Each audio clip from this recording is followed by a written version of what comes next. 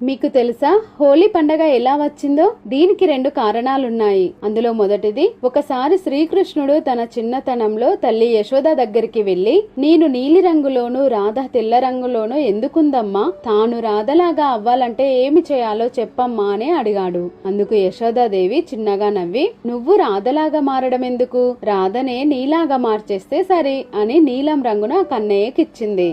దాంతో కన్నయ్య రాధాదేవికి నీలం రంగును పూయడంతో అది చూసి కన్నయ్య స్నేహితులు కూడా రంగులు పూసుకోవడం మొదలుపెట్టారు.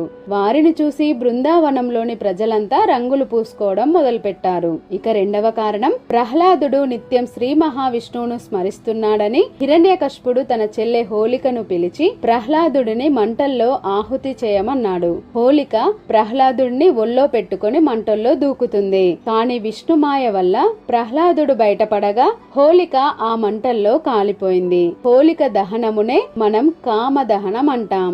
ఆ రోజునే హోలీగా జరుపుకుంటాం. ఓం నమో భగవతే వాసుదేవాయ నమః. జై శ్రీకృష్ణ.